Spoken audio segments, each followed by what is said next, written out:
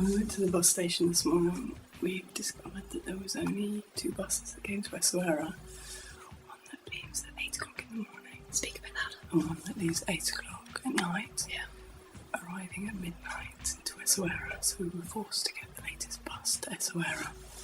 So we just arrive in a bus station at midnight, only to discover that inside the actual Medina where we're staying, there's no taxis allowed.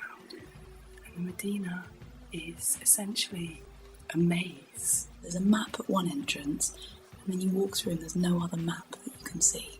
Added to that, you've got really, really odd people walking around outside. Basically, everyone we've seen is off their head. We had a guy with like these dreads who was totally spaced out, just leaning into our path and leaning into Hannah. And I was like, au revoir. Au revoir. We're now in a safe room, met at the door by a woman, thank God. But even when we got to the front door, it's like barred up, with the door behind the bars. Let's just see if we can't get in here, we're going to have to. I was thinking we're going to have to go back to that other weird hotel. Take a Let me tell the story of the weird hotel. We see these guys doing some work on a hotel outside, and they look kind of normal. We start to ask them like directions to this street, and they sort of wave us into the hotel, where we're met by this old man who's like a bit unsteady on his feet. And we start saying to him, you know, oh, Pour Ali Allah, Rue Youssef Ben Takfin. And then this young guy comes out, and we're like, how do we get to this place? And he's like, you want 2 rooms? And we're like, no, we just want to get to this place. Well, no, can't help you. No, I think you can help us. Have you got a map or something? No, we have no map. Talk about the low point. The low point? The derelict corner. We take this right turn. We forgot to mention the singing man that when we first came into the Medina that followed us singing.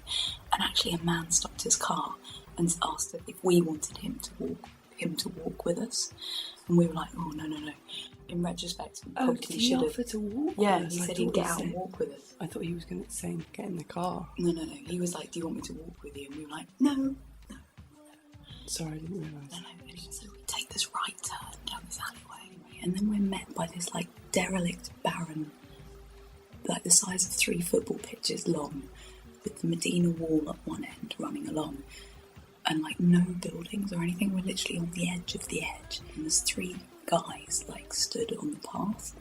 And Han's like, I don't like the feeling of this. I was like, look, we'll just front it out, we'll just walk past them. And they're like, oh, suffer, whatever. And we're just like, keep walking.